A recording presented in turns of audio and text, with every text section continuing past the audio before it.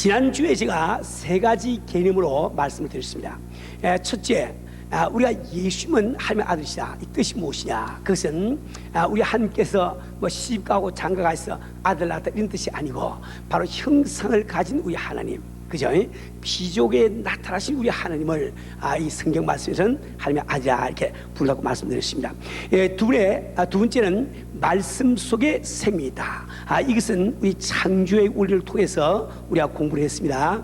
우리는 정말 그 하나님의 세계를 알 수 없지만은 이 성경 말씀을 이렇게 계시하시기를 그분의 말씀 속에 생명이 있다고 되어 있습니다. 때문에 우리가 말씀을 듣고 그걸 받아들이고 우리가 실천하는 그 사람에게 주의 생명이 충만하게 넘쳐야 되는 거예요. 그 다음에 이 요한복음 전체의 주제는 바로 요한복음 1장 1절부터 18절까지다 이렇게 말씀드렸어요. 그러니까 1장 1절부터 18절까지는 요한복음 전체의 주제요, 명제와도 같아요. 명제. 근데 1장 19절부터 나머지 부분은 지금 앞에서 말한 주제 혹은 명제를 설명하는 것과 똑같다 말이에요.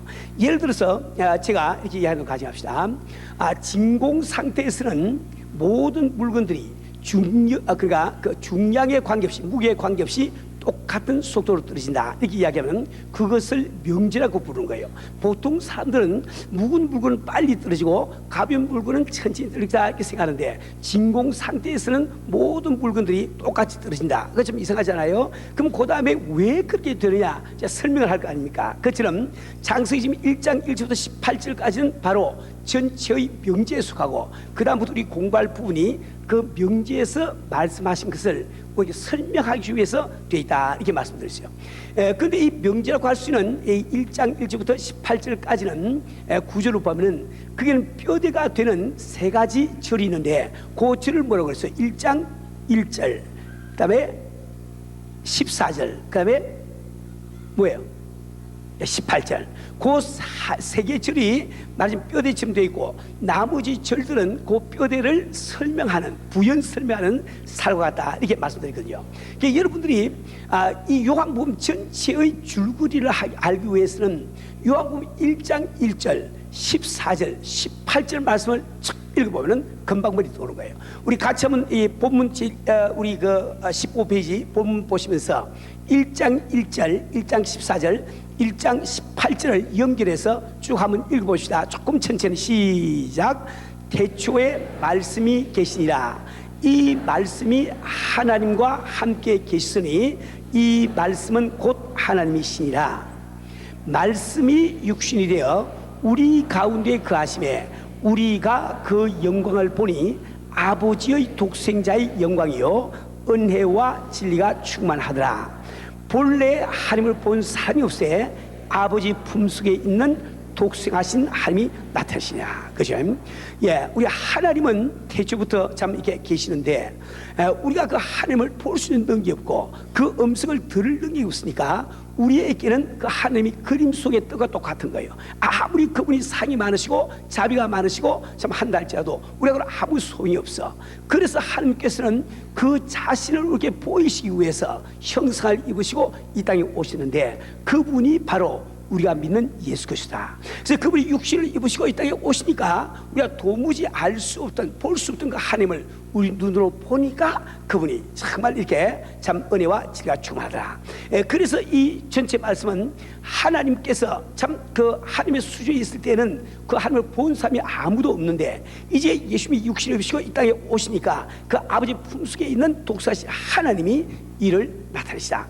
이것이 요한복음 전체를 통해서 우리에게 말씀하시고자 하는 그 주제가 되겠습니다. 또 성경 전체의 주제라고도 할 수 있어요.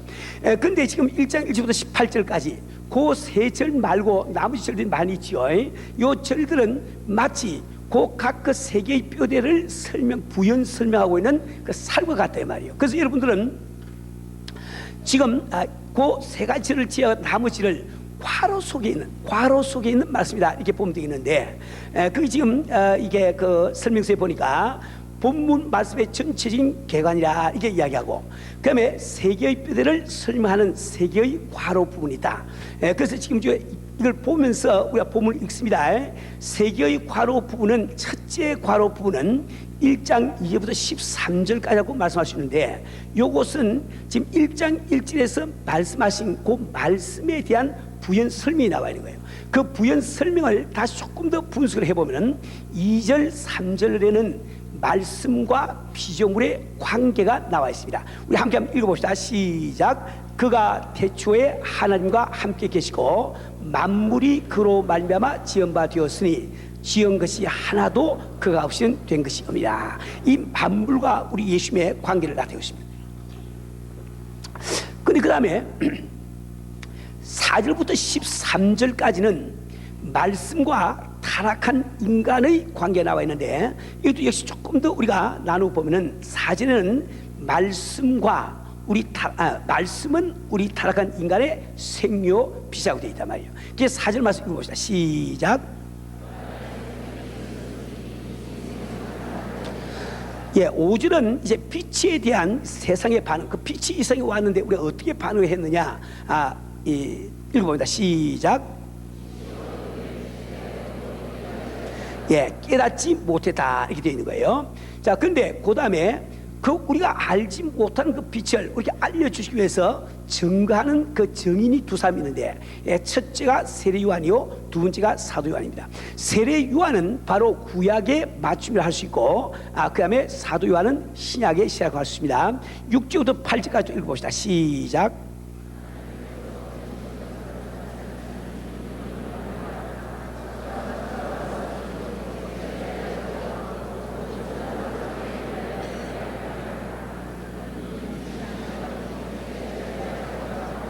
아멘. 8절 말씀은 사도 요한의 세례 요한에 대한 증거입니다. 그 다음에 우리 1장 14절 말이죠. 거기 보니까 14절에 말씀이 육신이 되어 우리 가운데 거하심에 우리가 그 영광을 보니 아버지의 독생자의 영광이요. 거기 우리가부터 독생자의 영광이요, 거기를 괄호로 한번 해보세요. 이것은 두 번째 괄호에 속하는 거예요. 우리가 그 영광을 보니 아버지의 독생자의 영광이요. 다시 말하면 하나님의 수준에 있던 말씀은 우리가 이해할 수 없었는데 그분이 육신을 입으시고 우리 가운데 거하시니까, 그래서 우리가 그분을 보고 또 아버지의 독생자임을 우리가 알게 됐다, 이런 뜻입니다. 자, 근데 1장 15절부터 17절까지는 육신이 되어 오신 예수님에 대한 두 사람의 증거가 나와 있습니다. 첫째는 역시 세례 요한의 증거요, 그 다음은 사도 요한의 증거가 되겠어요. 자, 1장 15절 한번 읽어봅시다. 시작.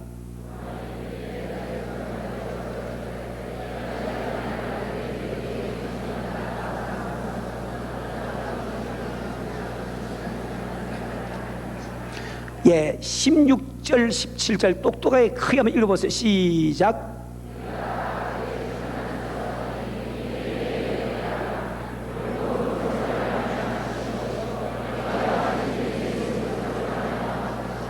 아멘. 예, 그래서 결론적으로 1장 18절 같이 보면 시작. 본래 하늘을 본 사람이 없으되 아버지 품속에 있는 독생하신 하나님이 나타나시리라. 예, 본래 하늘을 본 사람이 없어요. 이것은 1장 1절과 관계가 있고, 그 다음에 독생하신 하나님이 나타나시리라. 이것은 어디에 관계 있어요? 1장 14절과 관계 있단 말이에요. 자, 이제 우리는 한 절 한 절을 우리가 좀 공부를 하기 원합니다. 근데 제가 이거 주일날 설교 시간이기 때문에 이렇게 학술적인 이야기를 그렇게 제가 하기를 원치 않아요. 그러나 경우에 따라서 그 학술적인 이야기가 우리 말씀을 깨닫고 꼭 은혜 받는데 도움되는 부분은 제가 할 수 없이 설명을 할 겁니다. 왜 제가 이렇게 설명을 또 이렇게 구태여 하고 있는가 하니까, 아무리 생각해도 우리 교인들이 공부에는 별로 소질이 없는 것 같아. 그래서 학술적인 이야기를 하면 분명히 좋을 거예요. 근데 그렇게 많이 안 할 겁니다. 조금만 할 거니까 잘 들으세요. 또 오늘 여러분들이 이렇게 많은 분량의 이걸 갖다 교재를 받고 보니까, 이야, 이것도 어떻게 다 듣나, 큰일 났네, 생각할지 모르지만은 제가 사실 욕심을 부려서 이거 오늘 설교하고 다 만들었는데 아무리 생각해봐도 다 할 길이 없어요. 그래서 오늘은 절반만 할 테니까 안심하시고 들으시기 바랍니다. 자, 우리 처음부터 한번 봅니다. 1절 말씀 보니까 처음에 태초에 말씀이 계시냐, 이게 태초에 말씀이 계시냐. 근데 여기 지금 이 태초에 하는 이 말은 대단히 중요한 거예요. 왜냐하면 현재 요 태초하는 이 말은 창세기 1장 1절에 나오는 태초와는 전혀 달라요. 창세기 1장 1절에 어떻게 되어 있습니까? 태초에 하나님이 천지를 창조하시라. 그죠? 거기도 태초가 나오고 이 태초가 나오는데 이 두 태초는 완전히 다르단 말이에요. 그러면은 창세기 1장 1절에 나오는 태초는 무슨 태초냐? 그것은 이 우주의 태초입니다. 우리가 알고 있는 우주 속의 시간의 태초란 말이에요. 그것은 하나님께서 이 우주를 지으신 그때를 지금 이야기하고 있는 거예요. 근데 요한복음 1장 1절에 나오는 이 태초는 영원 전의 태초를 이야기하는 거예요. 그러니까 지난번에도 말씀드렸지만 하나님은 분명히 과거의 어떤 시점에 우리 우주를 창조하시지만은 그 우주가 창조되기 전에도 우리 하나님은 분명히 살아계시지 않느냐 말이에요. 그죠? 그래서 그분의 시간은 영원 전부터 계속해서 흘러오고 있단 말이에요. 그 하나님의 영원한 시간의 태초를 지금 이야기를 한단 말이에요. 왜 이것을 제가 이렇게 설명하고 있는가? 그것은 여러분이 만약에 창세기 1장 1절에 나오는 태초와 요한복음 1장 1절에 나오는 이 태초를 구별할 줄 모르고 혼동을 하게 되면 여러분들은 내가 왜 이 땅에 살고 있나? 이 우주와 나의 관계는 무엇인가? 왜 우리는 이 우주 속에 참 살고 있으면서 우리는 그 나라와 그 일을 구해야 되는가? 왜 우리는 참 믿음의 작품을 만들고 해서 애를 써야 되나? 그 이유를 모른다 말입니다. 우리 성들은 이 존재는 우주가 전부가 아닙니다. 이 우주가 아닌 하나님의 나라가 품이 존재한다 말이에요.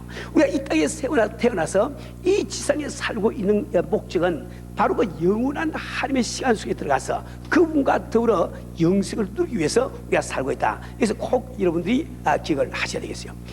그런데 그 다음에 보니까 말씀이 계시나 하는데 이 말씀은 원래 히라브 원문에서는 이것을 로고스, 그러니까 잘 아는 로고스라고 되어 있습니다. 로고스. 그리고 이것도 잠시 여러분 좀 알고 넘어가면 참 좋겠습니다. 원래 이 요한복음은 사도 요한이 히라브로 썼습니다. 썼지만은 요 사도 요한은 지금 히브리 사람들이 이 성경을 읽는 것을 염두에 두고 이 성경을 썼단 말이에요. 근데 이 히브리 사람들은 원래 자기의 언어인 히브리어가 있습니다. 구약 성경에 히브리어가 있단 말이에요. 있는데 이 사람들이 바벨론 70년 포로 생활 동안에 그들이 바벨론에 가서 이렇게 포로 생활을 하면서 자기 모국을 잊어버리고 거기서 쓰는 아람어를 갖다가 사람들이 배워서 좀 짬뽕된 이런 거 좀 이게 그 언어를 썼단 말이에요. 그래서 우리 예수님이 이 땅에 오셨을 그때도 그 사람들은 그 아람어를 주로 쓰고 있습니다. 그렇기 때문에 이 성경 말씀 여러분 보시면은 이 성경 말씀에는 아람어로 어떤 그 단어가 나와 있고 그것을 다시 히라브로 해석하는 장면을 많이 보게 될 거예요. 예를 들어서 이렇게 메시아더라. 근데 괄호하고 번역한 적 메시아는 그리스도라. 그리스도라 이 말은 히라브거든요. 히라브로 다 되어 있는데 그 안에 이제 메시아라고 하는 히브리 말이나 아람어가 나오고 또 그것을 히라브로 이게 번역을 하고 있는 이유가 거기 있단 말이에요. 그래서 베드로를 향해서 게바라고 하니 이는 번역한 적 뭐라고 했어요? 베드로라. 그죠? 베드로라 이 말은 히라브 단어, 히라브. 게바라고 하는 것은 그 당시에 아람어 단어가 된단 말이에요. 그 예를 들어서 실로암고도 마찬가지 다 이렇게 된 이유가 거기 있는 거예요. 그러니까 지금 현재 제가 왜 이 말씀을 하는가? 여기 사도 요한은 히라브로 이 성경을 쓰지만은 그 히라브 단어를 히브리 개념을 가지고 그는 쓰고 있단 말이에요. 근데 이 히라브에서 말이죠. 성경이 쓰여지기 전에 이 히랍 철학을 공부를 해보시면 거기는 로고스라고 하는 이 단어가 많이 나옵니다. 로고스.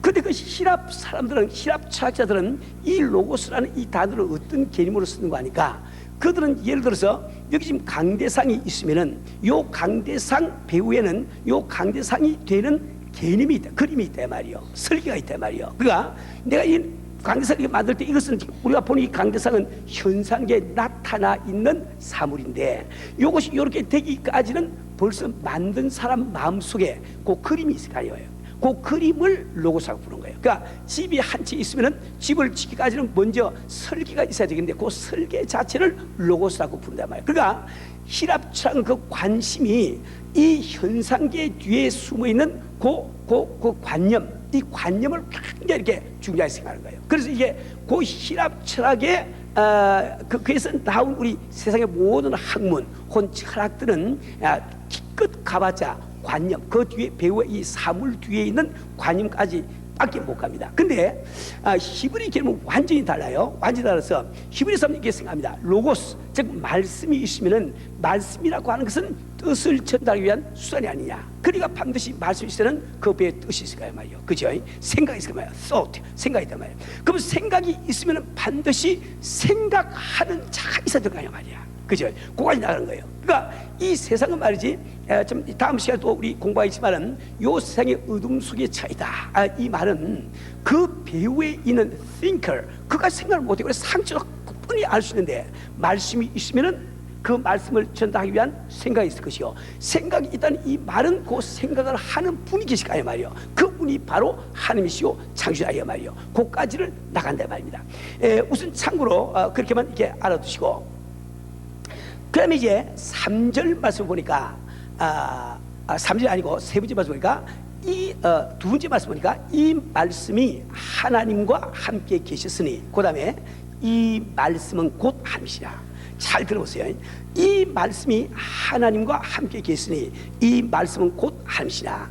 이 문장은 인간 논리로 해석이 참 힘이 들어요. 왜 그럴까? 자, 이 말씀이 하나님과 함께 계시다. 이 말씀은 말씀과 하나님이 서로 다른 개체임을 말하고 있지 않습니까? 그렇죠? 그런데 그 다음 문장에서는 이 말씀이 곧 하나님이라 이렇게 되어 있단 말이에요. 우리 한번 생각해 보자고요. 내가 전병화 장로님과 함께 있었는데 전병화 장로님이 곧 내라. 그럼 말이 됩니까? 그죠? 내가 전병화 장로님과 함께 있었다 이 말은 나와 전병화 장로님은 다른 개체가 되겠죠. 그런데 그것이 같다 꼬집성의 이야기가 있단 말이에요. 그죠? 근데 우리가 한 가지 호의 기하는 것은, 여러분들은 국민학교 학생의 논리와 박사 학위를 가진 사람의 논리가 다른 것을 우리 알아야 됩니다. 그죠? 그러니까 하물며 우리 인간의 논리와 하나님의 논리가 얼마나 다르겠냐 말이요. 그러니까 여러분들 어리석게 내 논리만 가지고 내 논리에 맞아 들어가지 아니하니까 이것은 더 살펴볼 필요가 없다고 성경을 덮는 사람은 얼마나 어리석은 사람이 몰라. 그죠? 그것이 나의 논리와 다르니까 내가 한번 좀 연구를 해보고 읽어보고 믿을 만한 가치가 있구나, 이게 생각이 그렇게 돼야지. 그렇죠? 그리고 우리가 잠시 이것도 역시 조금 오늘만 좀 학술적 이야기 좀 합니다. 하는데 이 말씀이 곧 하나님이라, 이것이 히라보 성에 보면 어떻게 되어 있는 거 하니까 theos and hologos 이렇게 됐단 말이야. theos. 그러니까 theos 하면 우리가 잘 아는 대로 하나님이지요. and 하면 영어로 was 이런 말이에요. and was 였다. 그 다음에 호로고스 하면 호는 정관사거든. 정관사. 그러니까 로고스라고 하는 단합에 정관사 붙여 말이야. 근데 이 히라브 문법에서는 이럴 때는 비동사를 계사라고 부릅니다. 즉 이 코를 나타내는 기능을 한다 이렇게 부르거든요. 근데 그 비동사 앞뒤에 두 명사가 나와 있는데 하나는 관사가 있고 하나가 관사가 없으면 관사가 있는 명사가 주어가 되고 관사가 없는 명사가 보어가 되는 거예요. 보어. 이 보어가 뭔지 알아요? 알지. 다시요. 달지요. 그러니까 여기서 주어는 사실 홀로고스. 지금 말하고 있는 이 홀로고스, 로고스가 주어인데 그 다음에 이제 theos가 관사가 없이 쓰이면 성격, 성질을 나타내는 거예요. 그러니까 그 말씀이 신적이었다, 신적 권위가 있다, 신적 위치에 있다, 이런 뜻이 된다 말이에요. 그래서 그 문장이 그렇게 성립이 되어 있는 겁니다. 근데 그 다음에 보니까 1절 3절에 만물이 그로 말미암아 지은 바 되었으니 지은 것이 하나도 그가 없이는 된 것입니다. 이것은 바로 육신을 입으시고 이 땅에 오신 우리 예수님과 이 비족의 만물의 관계를 지금 이야기를 하고 있다고요. 하고 있는데 지금 이 말씀은 만물은 그에 의해서 창조였다. 그분께서 바로 나를 지으신 분임을 폼이 말씀하고 있는 거예요. 그러니까 당신과 내가 오늘 이 지상에 살고 있는 것은 그분, 우리 예수님, 육신을 입으시고 그 예수님이 나를 지어주시기 때문에 우리 지금 살고 있단 말이에요. 그래서 여러분들이 그래서 1장 16절 말씀 보면은 거기 본문이 잘못 인용이 되어 있습니다. 나중에 집에 가서 찾아보세요. 본문을 보면은 만물이 그에게 창조되되 하늘과 땅에서 보이는 것들과 보이지 않는 것들과 혹은 보좌들이나 주관들이나 정사들이나 권세들이나 만물이 다 그로 말미암고 그를 위하여 창조하고 그로 말미암고 그를 위하여 창조하고 이 기록이 되어 있습니다. 우리 사는 우리 성도들은 예수님은 원래 누구였습니까? 말씀에 그렇죠. 말씀. 그죠? 그러니까 여러분이 이 하나님의 말씀의 위력을 참 잘 알아야 되는 거예요. 이번 창세기 1장에 보니까 천지 창조의 역사에서 뭘 이야기했습니까? 하나님께서 빛이 있으라 하심에, 즉 말씀이 나가니까 빛이 창조됐단 말이에요. 그죠? 하나님께서 궁창이 있으라 하심에 말씀이 나가니까 궁창이 생겨버렸단 말이에요. 하나님께서 묻이 드러나라 하시니까 그 묻이 그대로 드러나지 않냐 말이에요. 우리 하나님께서 이를 성실히 있으라 하고 말씀하시니까 그 말씀 때문에 이 1월 성신이 생기지 않았습니까? 그렇죠? 그러니까 이 말씀이 우리 그 모든 만물을 지으신 참 이렇게 그 에이전트라고 그럴까? 이렇게 이야기할 수 있는 거예요. 그러니까 여러분들은 이 하나님의 말씀을 소홀히 여기지 마세요. 이 말씀은 능력이 있습니다. 정말 여러분 이 말씀 한마디 한마디를 그대로 믿으시고 받아들이고 실제로 옮기면은 그게 바로 하나님의 참 그 무한하신 능력이 우리 삶 가운데 나타나는 거예요. 자, 근데 성경 말씀은 예수님은 우리를 지으신 이뿐만 아니라 우리가 지금 모든 만물이 유지되고 있는 것이 바로 예수님 때문에 유지되고 있다, 이렇게 말씀해 주시고요.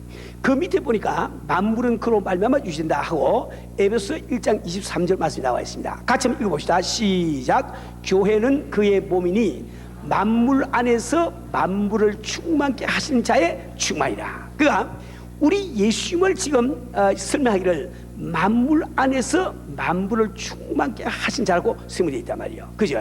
자, 우리가 보는 이 현상계가 지금 이제 우리 눈앞에 있는 것도 바로 이 현상계 속에 예수님이 충만하게 계시기 때문에 이게 가능하단 말이에요. 그죠?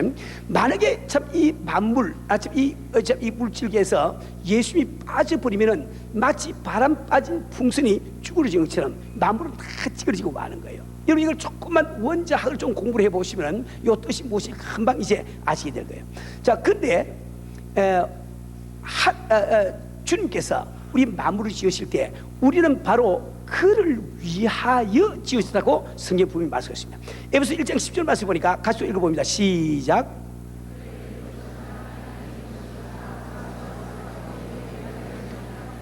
예, 하늘에 있는 것이나 땅에 있는 것이 다 그리스도 안에서 통일되게 하려 하십니다. 이 성경 말씀은 우리는 그 뜻을 알지 못하는데 삼위일체 하나님께서는 바로 성자 되신 이 예수님 안에 모든 만물이 통일되기를 바라신 거예요. 그래서 우리 예수님은 이 땅까지 오셔서 십자가를 지고 참 돌아가시고 부활 승천한 것을 말씀하고 있습니다.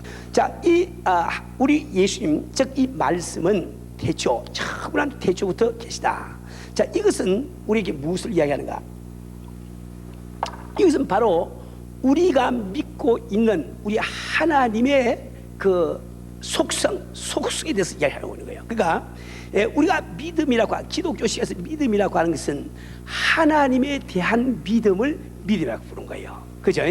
우주가 어떻게 창조가 됐고 뭐 인간이 어떻고 그건 믿음이 아닙니다. 그건 지식에 속하는 것이고 하나님이 어떤 분이시냐 그것이 바로 우리의 믿음이 된다 말이에요. 우리 믿음의 대상은 오직 하나님만이 믿음의 대상이 되는 거예요.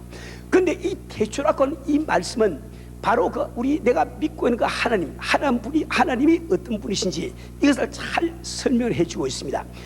무슨 뜻인가 하니까 하나님께서 하나님의 태초, 즉 처음난 태초부터 그분이 계시다. 이 말씀은 그분이 이 우주를 창조될 때 그분이 그 이전부터 계셨다는 거예요, 안 계셨다는 거예요?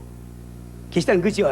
그것은 무엇을 이야기합니까? 우리 하나님이야말로 바로 시간을 초월하고 계시고야 이걸 뜻하는 거예요. 시간을 초월하고 계세요. 그래서 우리는 우리 하나님을 영원 자존하신 하나님이라 이렇게 부른 거예요. 자, 근데 우리가 거기서 멈추면 안 됩니다.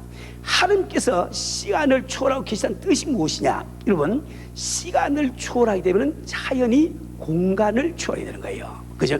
우리가 똑같은 시간에 내가 교회도 있고 집에도 있을 수 없는 이유는 우리는 시간을 초월하지 못해. 시간을 초월하지 못하니까 집에 있으면 교회 없는 거예요. 교회에 있으면 집에 또 없는 거예요. 근데 하나님이 시간을 초월하신다 이 말씀은 바로 공간을 초월하신다. 그래서 바로 태초한 이 말씀 가운데서 그분은 무소부지하시다. 이 뜻이 그것을 우리가 알아야 됩니다. 근데 그분이 공간을 초월하신다. 즉 말하자면 모든 곳에 계신다. 동시에 계신다. 이것은 무엇을 말하는 거? 그렇기 때문에 그분은 모든 것을 알고 계시단 말이에요. 그리고 우리 주님 하나님의 전지성을 우리가 안다 말이에요. 그러니까 태초라고는 이 한마디 가운데서 우리는 그분은 영원 자존하시며, 그다음에 그분은 무소부재하시며, 그분은 전지하신 우리 하나님을 믿을 수 있지 않냐 말이에요. 그렇죠? 그런데 그분께서 이렇게 전지하시다고 하는 이 뜻이 우리 신앙생활 실제로 무엇을 이야기하냐 말이에요. 이것은 크게 두 가지가 있습니다. 적용 1에서 그분은 바로 무엇을 아는 하나님이시기 때문에 내가 어떤 처지, 어떤 역경에 있다 할지라도 그분이 다 알고 계시다 말이에요. 그래서 우리 성도들은 이것이 믿어질 때 내가 어떤 역경 환난 닥쳐도 내가 마음의 평안을 가지고 범사에 감사할 수 있다 말이에요. 내가 어떤 위험에 놓여도 그분이 다 알고 계시니까 내가 걱정할 이유가 하나도 없다고요. 이게 믿어지는 사람은. 제가 옛날에 이런 거 예화를 한번 들은 적이 있습니다. 이건 실제로 제가 유교 사변 때 들은 이야기입니다. 참 이 사람들이 그 유교 사변 때 이제 피난을 막 갔다 말이에요. 근데 이제 진주까지 왔습니다. 그 이제 일단의 피난민들이 말이지 어떤 집에서 참 대마로에서 점심을 먹고 있는 거예요. 열심히 막 둘러앉아서 점심을 먹고 있는데 말이지. 갑자기 비행기 소리가 막 납니다. 폭격이 왔대요 말이에요. 점심 먹고 있던 사람들이 놀래가지고 참나 마루 밑으로 딱 들어갔어. 그래서 한 10분쯤 아마 뭐 이렇게 폭격을 한 모양이지. 그렇게 하다가 비행기가 다 지나가 버렸습니다. 그때 이제 사람들이 안심을 하고 그 마루장에서 나와 보니까 어떤 할머니 한 분이 거기 딱 앉아가지고 그동안에 맛있는 반찬 다 먹어버렸네. 다 먹어버렸어. 그래서 젊은 사람들이 하도 한심해서 물었다 말이야. 할머니, 그렇게 폭격하는데 그래 잡수 계시면 어떡하시냐고 말이야. 그때 하나님이 하신 말씀이 있습니다. 우리 하나님이 다 알고 계셔. 우리 하나님이 다 알고 계셔. 내 폭격받는 거 다 알고 있단 말이요. 그게 참 믿음이란 말이요. 그죠? 우리가 어떤 형편, 어떤 지노에도 주님이 알고 계시니까 내가 걱정할 필요가 없는 거예요. 예를 들어서 우리가 참 이렇게 참 얼마 전에 노록 학교에 있다가 참 1개월 반 만에 좀 비워달라 이런 거 노티스가 왔을 때 제가 걱정하는 거 봤어요? 안 했어요? 왜 걱정 안 했을까요? 다 알고 계셔. 아니 그분이 걱정하시니 왜 나까지도 걱정합니까? 괜히 물이 빠지게. 예? 걱정을 몇 개 드리고 뭐 나는 그냥 감사하면서 살면 되는 거지. 그죠? 우리가 정말 이걸 믿어야 됩니다. 내가 지금 교통사고가 일어나도 주님은 알고 계세요. 그걸 알고 계세요. 전지한 어디에 다 계시니까. 내가 지금 암병이 걸려도 그분이 알고 계셔. 지금 사업이 지금 파선치기 이르러도 주님이 다 알고 계셔. 그래서 우리는 어떤 환경, 어떤 위치에 놓여도 우리는 안심하고 맡기고 우리가 감사하면서 살 수 있단 말이에요.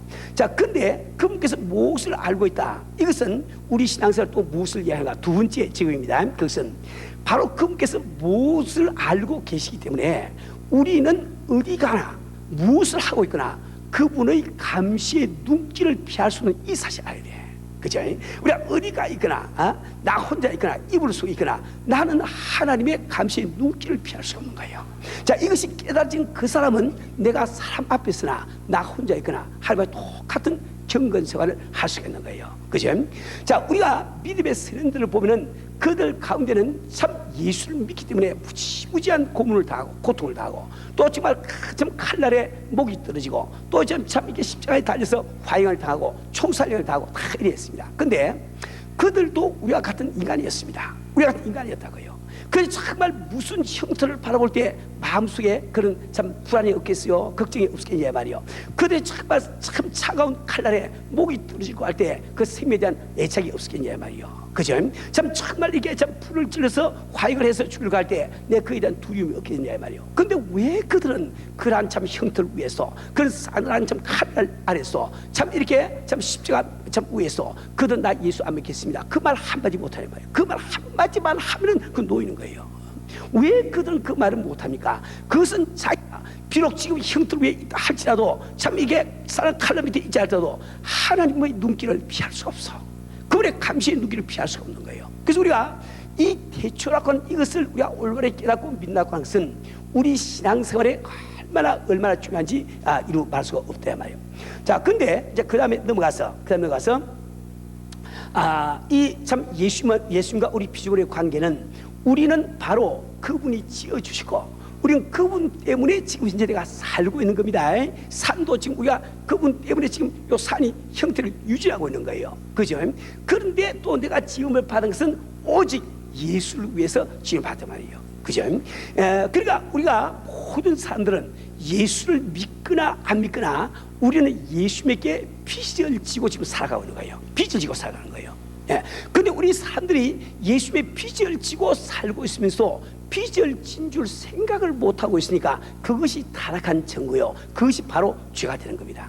우리 성도는 나는 정말 주 앞에 빚을 지고 살고 있다. 그분이 나를 지어주시고 이 시간도 그분 때문에 내가 호흡을 하고 있고 그분을 위해서 내가 호흡 있다는 것, 이것이 정확하게 깨달아져야 우리가 신앙생활을 제대로 할 수 있단 말입니다. 우리 성도는 우리가 이게 한번 생각해 보자고요. 이번에 성경 말씀을 보면은 참 하나님께서 우리에게 끊임없이 구하라, 기도하라 계속 이야기하신다고요. 그죠?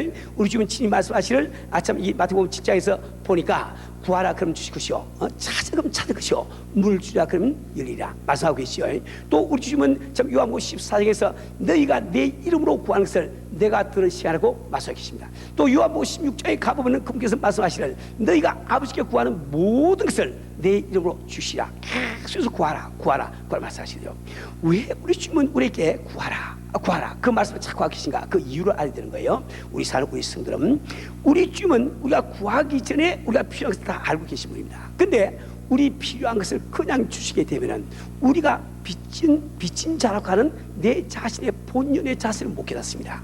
내가 정말 주 앞에 급할 때 기도했는데 그분이 응답을 해주셔서 응답해 주실 때 그 사건으로 말미암아 나는 그분에게 빚을 진 사실을 내가 깨닫게 된단 말이에요. 그죠? 내가 빚진 자라는 것을 깨달을 때 비로소 주님과 나 사이의 정상 관계가 맺히는 거예요. 그분은 우리를 사시기 때문에 우리와 더불어 정상 관계를 맺기 원하시는데 우리가 그분 앞에 빚을 지고 있다는 이것을 깨달기까지는 정상관계 맺지 않습니다. 그래서 우리 주님께서 안타깝게 우리에게 구하라, 찾으라, 두드리라 이 말씀을 하시는 거예요. 그래서 우리가 기도해서 응답을 받게 될 때 비로소 아이고 내가 주 앞에 빚을 졌구나. 그래서 빚을 지고 살고 있는 우리가 하나님 앞에 빚을 지고 있는 사실을 비로소 깨달을 수가 있단 말이에요. 그렇죠? 우리 하나님께서 가장 볼품없게 생각하는 사람이 바로 하나님 앞에 빚을 지지 않고 그분 앞에 신세식을 끓여하는 사람을 가장 볼품없게 생각한다고요. 우리 인간의 눈으로 볼 때는 지금 하나님의 빚을 지지 않고 자기 힘으로 살려고 하는 사람 참 너무나 용기 있고 말이야, 당당하고 의지가 강한 것처럼 이게 느껴지는데 그래도 그 사람은 그래도 빚을 지고 있는 것이 실상이라고. 그 자기 실상을 깨닫지 못하고 스스로 속고 있으니까 그처럼 참 그 사람처럼 부산 사람이에요. 하나님 그런 사람이 관심을 안 두십니다. 하나님은 어떤 사람에게 관심을 두는 거, 어떻든지 그분 앞에 빚을 지기로 작정한 그 사람에게 관심을 두는 거예요. 왜 주님께서는 당자를 기뻐하십니까? 왜 당자를 기뻐하냐고요? 당자는 누구예요? 그는 참 허랑방탕한 것도 아버지 것을 가지고 가서 아버지 것으로 허랑방탕하지 않습니까? 돈 다 쓰고 이제 먹고 살 것이 없으니까 또 아버지 거 파먹고 살리고 또 집에 들어오지 않냐 말이에요. 그건 아주 처음부터 끝까지 아버지 앞에 빚을 지고 살아간 사람이에요. 하나님께서 바로 그것을 기뻐한다 말이에요. 내가 오늘 이 설명을 지금 왜 하고 있는 거 하니까 오늘 바로 여러분들은 주님의 심정을 깨달으시고 우리는 오늘 기도해서 응답을 받아야 된단 말이에요. 그럴 때 내가 정말 저 빚진 자를 깨닫고 빚진 자임을 깨닫고 그와 정상관계가 맺어지는데 이것이 주님께서 내게 가장 바라시는 일인 거예요. 그래서 그분은 우리가 정말 응답받기 원하는 이상으로 그분은 바로 응답해 주기를 원하시고 계시단 말이에요. 근데 여러분들이 지금 그 뭐니까 1장 14절 말씀 보니까 바로 넘어갑니다. 이제 다음 중간 부분은 이제 다음 주에 계속 다 제가 끝낼 거예요. 14절 말씀 보니까 말씀이 육신이 되어 우리 가운데 거하심에 우리가 그 영광을 보니 뭐라고 했어요? 아버지의 독생자의 영광이 그 다음에 시작 은혜와 진리가 충만하라. 예. 원래 이 말씀은 은혜와 진리가 충만했습니다. 했는데 그 말씀이 하나님의 수준에 계시니까 우리하고 상관이 없어. 그죠? 그분이 아무리 은혜가 충만해도 그림 속에는 뜻과 똑같아. 근데 그분이 육신을 입으시고 우리 수준으로 내려오시니까 우리가 보게 되고 보니까 아차 이분이 바로 은혜가 제가 충만하다 이게 할 수 있단 말이에요. 근데 요 이야기를 지금 누가 하고 있습니까? 누가 이야기하고 있어요? 누가 이야기하고 있습니까? 누가 이야기하고 있어요? 사도 요한이 하고 있죠. 그럼 사도 요한은 어떤 사람이었습니까? 그분은 육신을 가지고 이 땅에 오신 분을 직접 자기 눈으로 목도한 사람이요. 그죠? 우리 주님께서 하신 말씀을 자기 귀로 들은 사람입니다. 그는 참 주님께서 안진뱅이를 일으키시고 눈먼 자를 눈뜨게 한 것을 직접 목격한 사람이에요. 그리고 우리 중에서 오병이어를 가지고 5,000명을 먹이시고 참 죽은 나사로 살리시는 것을 자기로 똑똑히 본 사람이라고 합니다. 그분 주님과 더불어 벼라산에 올라가서 영광체로 변하신 우리 주님의 모습을 자기로 본 사람이에요. 그리고 그 참 이 사도 요한은 자기 보는 앞에서 우리 주님께서 사신체로 하늘로 들려온 것을 본 그 사람이란 말이에요. 그 사실 때문에 참 이 사도 요한은 일생 동안을 참 순교자보다 더한 고통을 받으면서 그는 살았단 말이에요. 그죠? 그러니까 그러한 본 그 사도 요한이 우리에게 말하기를 내가 보았더니 그분의 은혜가 진리가 충만하더라. 우리는 그분의 말씀을 조금 더 의심할 이유가 없는 거예요. 제 제보도 말씀드리지만 만약에 그것이 가짜 거짓말이라고 하면 왜 세례 요한이 그것 때문에 그렇게 고생을 하고 그 핍박을 당하고 그래 했냐 말이에요. 우리는 그 말씀까지 믿어야 된단 말이에요. 근데 자, 그분이 지금 은혜가 충만하다. 은혜가 충만할 때 이 은혜라고 하는 말이 무슨 말이냐? 우리 이렇게 배웠습니다. 은혜라고 하는 이 말은 히라브로 카리스라고 하는데, 카리스, 이 카리스라고 하는 이 단어 가운데 여러 가지 뜻이 들어있어요. 근데 그 가운데서 가장 주된 뜻이 뭐라고 했어요? 거저 준다, 선물이다, 공짜다, 이 뜻이 바로 그 뜻입니다. 근데 은혜가, 잘 들으세요, 은혜가 거저 주는 것이다, 공짜다, 선물이다, 이 말은 은혜라고 하는 것의 외형을 지금 이야기해요. 외형을 그 은혜의 내용을 이야기하고 있는 게 아닙니다. 그럼 그분이 거저 주시를 원하신 것이 무엇이냐, 이것을 알기 위해서는 왜 그분이 성육신, 육신을 입으시고 이 땅까지 오시냐, 그 목적을 우리가 잘 알아야 되거든요. 이 성경 말씀은 바로 우리 주님이 성육신한 그 목적을 우리에게 알려주기 위해서 많은 사건들이 계속 쓰여 있는 것이 바로 이 성경 말씀이란 말이에요. 예를 들어서 여러분 이게 생각해 보세요. 지금 우리는 창세기 3장에서 참 이 아담 이브의 이야기를 읽고 있습니다. 이 아담 이브가 죄를 지었어요. 죄를 짓고 났더니 비로소 그들은 벌거벗을 깨달았단 말이에요. 죄가 들어오기 전까지는 벗어도 벗은 줄도 모르고 아무 상관이 없어. 죄가 들어오니까 정욕이 생기고 하니까 아이고 벗었구나, 이걸 알았단 말이에요. 그럼 자기들이 참 벌거벗은 자신을 보면서 이 부끄러운 것을 가려야 되는 문제가 생기단 말이에요. 근데 그러더니 그 문제를 해결하기 위해서 어떻게 했어요? 무화과 잎사귀로 앞치마를 만들지 않았습니까? 그래가지고 앞을 둘렀다고요. 둘렀는데 지금 이 앞치마, 무화과 앞치마는 그들의 문제를 궁극적으로 해결을 못해줍니다. 왜 그럴까? 지금 당장은 앞을 좀 가르치지만은 이제 햇빛이 조금 나기 시작하면 다 바스러져서 없을 거야. 그럼 또 드러난다. 문제가 해결이 안 되는 거예요.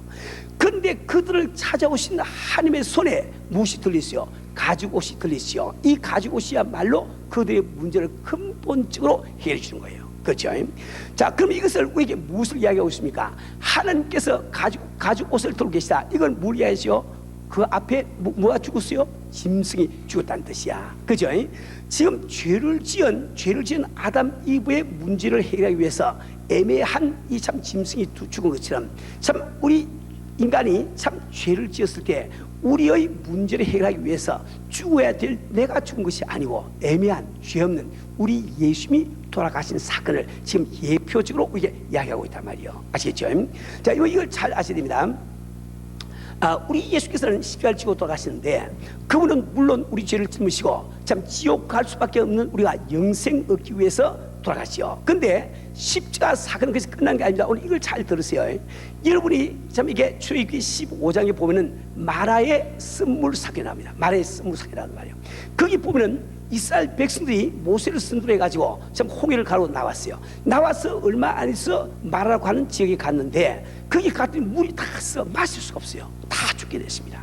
그 백성들이 모세를 원망했다고요. 왜 우리를 데려 나와서 이것을 죽게 하는고? 그 참 모세가 하나님 앞에 주여 어떻게 합니까? 도와주세요 막 기도를 하니까 우리 하나님께서 모세에게 나무 가지 하나를 지시해 줬어요. 아무 나무 가지 아니고 하나님이 지시해 줬어. 그 나무 가지를 던졌더니 그 나무 가지가 쓴물 가운데 쓴 요소를 싹 다 빨아들여서 쓴물이 단물이 되어버리고 말았어. 무슨 얘기겠어요? 우리 주님은 왜 십자가를 지셨나? 그분은 우리에게 정말 참 영생 주기 위해서 물론 십자가 지시죠. 근데 그 말이 끝난 게 아닙니다. 우리는 지금 세상을 살아가면서 우리 인생에 쓴 요소가 너무너무 많아. 지금 뭐 여러분들이 정말 뭐 가정에 어려움이 있거나 참 육신의 질병이 있거나 혼자 사회 무슨 문제가 있거나 자녀의 무슨 문제가 많은 쓴 것들이 있단 말이에요. 근데 우리 주님께서는 우리 인생의 그 쓴 것을 빨아들이기 위해서 그분은 바로 십자가를 졌단 말이에요. 다시 말해 그분께서는 바로 우리의 영생 문제뿐만 아니라 우리가 죄로 말미암아 우리 삶 속에 들어온 모든 저주를 거둬 가시기 위해서 그분은 십자가를 지고 돌아가시단 말이에요. 이 사실을 믿을 때 우리는 바로 그 주님의 참 이게 능력의 도움의 손길을 우리가 경험을 하게 된단 말이에요. 제가 한 가지만 더 말씀드리겠어요. 여러분, 창세기 22장에 보는 우리가 잘 아는 이삭의 사건 나오죠. 이삭의 사건. 아브라함이 이삭을 데리고 모리아산으로 갔습니다. 뭐 배경에서 설명 안 하겠어요. 자, 하나님의 지시를 따라서 지금 이삭을 갖다가 묶어서 나무에다가 눕혔어요. 칼 가지고 내리 찌르고 하는데 그때 하나님께서 아브라함아 그 아이에게 손대지 말라고 말씀하시오. 그래서 손을 안 대고 돌아다 보니까 그 수양 한 마리가 나무 수풀에 뿔이 걸려가지고 못 가고 있어. 그래서 이제 이삭 대신에 수양을 잡아가지고 하나님의 제사를 지냈다고요. 이건 지금 무엇을 이야기합니까? 지금 이삭은 죽어야 되는데 그 죽어야 되는 이삭 대신에 이 수양이 죽은 것처럼 죽을 수밖에 없는 우리 대신에 죄 없는 예수님이, 애매한 예수님이 십자가에 달려 돌아가실 것을 말씀하고 계시단 말이에요. 그죠? 자, 근데 우리가 한 가지 꼭 기억할 것은 지금 말이죠. 하나님께서 아브라함에게 아브라함 그 아이께 손대지 마라 그 말 딱 하는 순간에 수양이 가다가 착 걸려서 그 뿔이 걸려서 못 갔을까? 그게 아니라고요. 이미 하나님께서는 이삭 대신에 수양을 미리 예비하고 계시단 말이에요. 예비하고 계시단 말이에요. 그죠? 그래서 그쯤 아브라함이 믿음을 보일 때 주기 위해서 이미 지금 그 수양은 오래 전부터 걸려 있었던 거예요. 지금 아브라함이 못 본 데 불과하단 말이에요. 무슨 소리 알겠어요? 오늘 이 시간도 우리를 위해서 예비하신 우리 하나님께서는 우리에게 우리의 모든 문제에 대한 해결책을 그분은 예비를 하시고 기다리시는 하나님이란 말이요. 내가 기도할 때, 믿음으로 기도할 때 그 예비책을 내 눈으로 보게 되는 거예요. 그 수양을 보는 것처럼 말이지. 그렇죠? 여러분이 이걸 잘 알아야 됩니다. 창세기 41장에 보면은 요셉이 애굽에 갔을 때 그 애굽에 7년 풍년이 있던 이야기가 나오죠. 그래서 7년 또 흉년이 들어오고 그렇죠. 그런데 하나님은 이 애굽 땅에 왜 7년 풍년을 주셨을까? 누구를 위해서 주셨을까? 하나님 생각을 하고요. 애굽 사람을 위해서 주셨을까요? 이 성경 말씀 말이죠. 하나님께서 애굽 사람에게 관심을 두지 않습니다. 그분께서는 자기의 선민들 이스라엘 백성에게 지금 관심을 두고 있단 말이에요. 그죠? 이 야곱의 가정이 이제 팔레스타인에 지금 가뭄이 들어서 자기들 꿈도 못 꾸고 있어. 생각도 못 하고 있어. 그런데 하나님은 무엇을 아시니까 그 참 야곱의 집안이 가뭄이 들었을 때 먹고 살기 위해서 그분은 이미 지금 애굽 땅에 7년 풍년을 주시고 양식을 갖다가 곳간에 채우게 하잖아요 말이요. 그 양식은 애굽 사람들을 위한 양식이 아니고 물론 애굽 사람도 먹었지만 하나님의 관심은 바로 야곱의 집에 있어야 말입니다. 우리 하나님께서 정말 야곱의 가정을 위해서 아직 참 기근이 들기 전에 이미 애굽 땅에 곡식을 예배하신 것처럼 그분께서는 바로 믿는 성도를 위해서 오늘 당신에게 관심을 가지고 당신을 위해서 몫을 예비하고 계신 거예요. 근데 우리는 한 번도 올바르게 믿음으로 기도하지 아니하고 참 주의 영광 위해서 기도하지 아니하고 이렇게 하니까 눈에 안 띈단 말이에요. 띄지 않단 말이에요. 여러분, 오늘 우리가 정말 기도할 때 이 사실 꼭 믿어야 되는 거예요. 한 가지 제가 말씀드리겠습니다. 이건 당자가 돌아왔을 때, 누가 보시고 여보는 당자가 돌아왔을 때 참 아버지가 그 당자에게 가락지를 끼고 아름다운 옷도 입히고 맛있는 음식 먹이지요. 먹이면서 하인들에게 이런 이야기를 합니다. 살찐 송아지를 잡아라. 살찐 송아지를 잡아라. 근데 그 살찐 송아지가 여러분 히라브 원문에 보면은 그 앞에 정관사가 붙습니다. 정관사. 이거라면 the가 붙어요. the가. 그러니까 똑같은 지금 이 송아지인데 그 앞에 the가 붙었다, 정관사가 붙다. 그 뜻이 뭔지 알아요? 여러분 아세요? 공부했나? 학교 다닐 때 참 공부도 안 하시더라고요. 정관사 용법 알아야지. 정관사는 왜 붙입니까? 그래서 어떤 명사를 이야기할 때 말하는 나나 듣는 사람이 함께 알고 그 말만 하면 알고 있는 그 사물을 이야기할 때 정관사를 붙이는 거든. 그렇죠? 그 내가 지금 이야기할 때 무슨 a boy 어떤 소년이 하면 지금 여러분 누군지 몰라. 모를 때 우리는 a boy 그런데 지금 우리가 누가 철수에서 한참 이야기하다가 나 the boy 하면 철수가 그만 알지 않냐 말이야. 그렇죠? 여보 무식하더라도 그건 알지 믿고 나갑니다. 그 다시 말하면 우리 아버지께서 하인들에게 그 살찐 송아지를 잡아라 이 말씀은 지금 살찐 송아지 할 때 이 아버지뿐만 아니라 하인들이 알고 있단 말이에요. 이거 무슨 이야기입니까? 지금 아직 당자가 돌아오지 않았지만은 돌아오는 당자를 위해서 아버지는 지금 살찐 송아지를 예배하고 계시단 말이에요. 예배하고 계시단 말이야. 이것이 우리 아버지입니다. 이것이 우리 아버지의 성품이래요 말이에요. 오늘 제가 이걸 자꾸 말씀드린 이유는 오늘 우리는 많은 지금 선물 가운데 우리가 살고 있어요.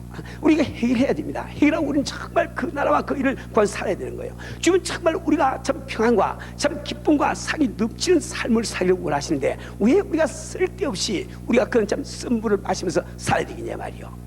그래서 나는 오늘 여러분들이 정말 자기가 당한 문제들을 정말 믿으시고 그분은 정말 나의 저주를 걷어가시기 위해서 쇠생을 믿으시고 그분은 바로 지금도 해결책을 나를 위해서 예비하시고 기다리시면 믿으시고 오늘 그것을 주 앞에 내놓기를 제가 바란단 말이에요.